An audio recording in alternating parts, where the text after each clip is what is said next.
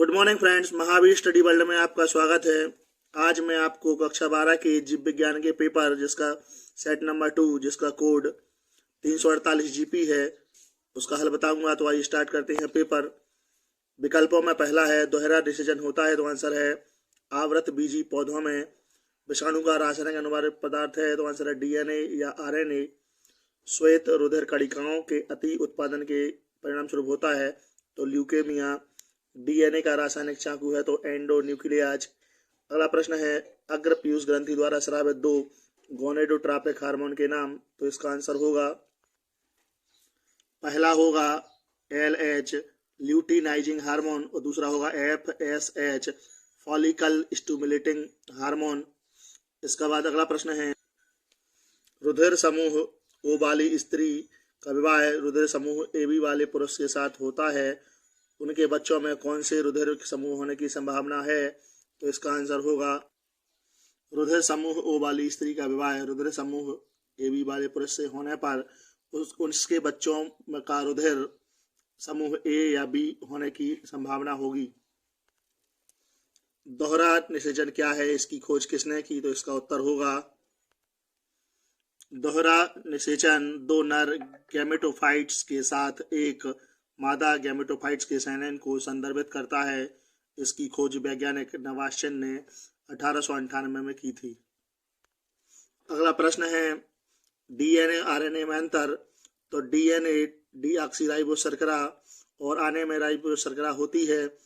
DNA केंद्रक में पाया जाता है, जबकि आरएनए केंद्रक और कोशिका द्रव्य दोनों में पाया जाता है। अगला प्रश्न है फाइलेरिया रोग कारक का जंतु वैज्ञानिक नाम।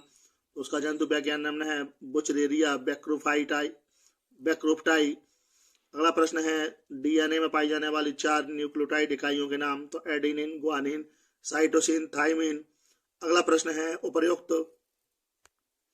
उदाहरणों के साथ सहोपकारिता की व्याख्या कीजिए।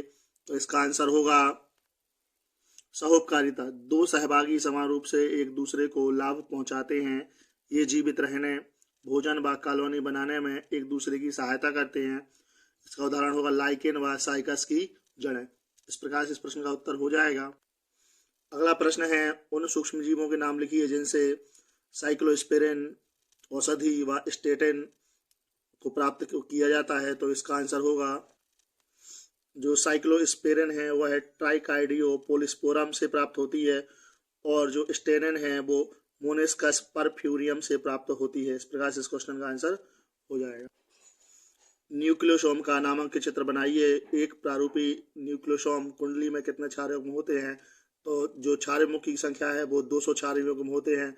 जो नामांकित चित्र है वो मैं आपको चित्र के माध्यम से बता रहा हूँ। जैसे कि आप इस चित्र को देख पा रहे हैं, ये जो चित्र है वो न्यूक्लियोसोम का चित्र है।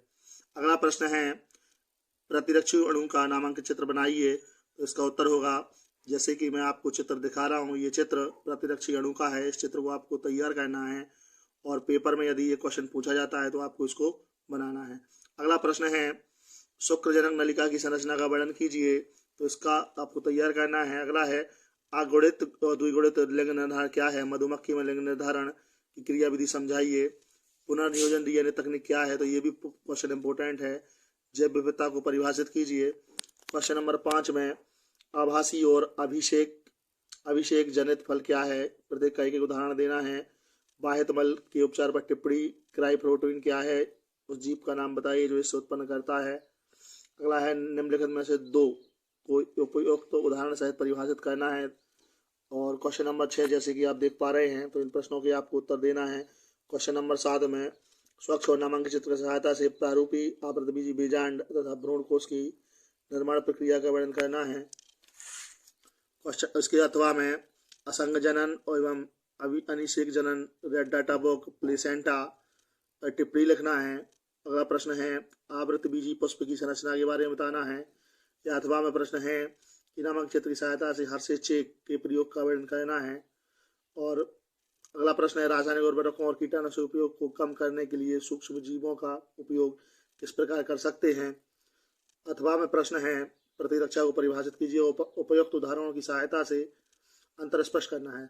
और सहज तथा जन्मजात और उपार्जित प्रतिरक्षा के बारे में या सक्रिय और निष्क्रिय प्रतिरक्षा के बारे में आपको लिखना है। इस प्रकार से ये पेपर हो जाएगा।